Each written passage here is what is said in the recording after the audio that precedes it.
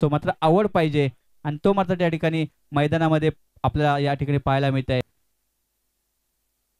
पहिला चेंडू आखू टप्प्याचा बॉल होता, त्यावरती प्रहार केला आहे, केली आहे. विनय कोर एक चर्चेतलं नाव आहे, चांगली फलंदाजी करतात. यंदाच्या वर्षी पाहायचं झालं तर ठाणे ईगल स्ट्रायकर या संघाकडून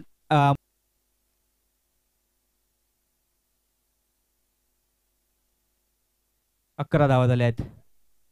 याही वेळेला क्लास समोरच्या बिल्डिंग मध्ये चेंडू पाठवलाय. विनय कुवर यांच्या बॅट मधनं एक उंच आणि लांब लचक षटकार येतोय. पहिल्याच षटकाच्या पहिल्या चेंडूवरती षटकार मारला होता आणि दुसऱ्या षटकाच्या जो पहिला चेंडू बॅट मध्ये आला त्याही चेंडूला षटकाच्या बाहेर धाडलाय. खूप धावा बनवायच्या आहेत. आणखीन एक फुलटॉस पद्धतीचा चेंडू, यावरती पाहायचं किती धावा मिळतील. चांगला फटका बॅट मधनं येतोय. फक्त कमी चेंडू भेटलेत आज, कमी चेंडू मध्ये जास्तीत जास्त धावा जमवल्या आहेत. षटकार येतोय त्या ठिकाणी विनय कुवर यांच्या बॅट मधनं आणि या 6 धावा करतायत विनय कुवर. हाही चेंडू चांगला होता. याही चेंडूवरती पाहायचं झालं तर चांगला आणि चाबूक शॉट, चांगला फटका त्या ठिकाणी. बॅक टू बॅक दुसराही षटकार येतोय विनय कुवर यांच्या बॅट मधनं आणि याही चेंडूवरती पाहायचं तर 6 धावा मिळत आहेत.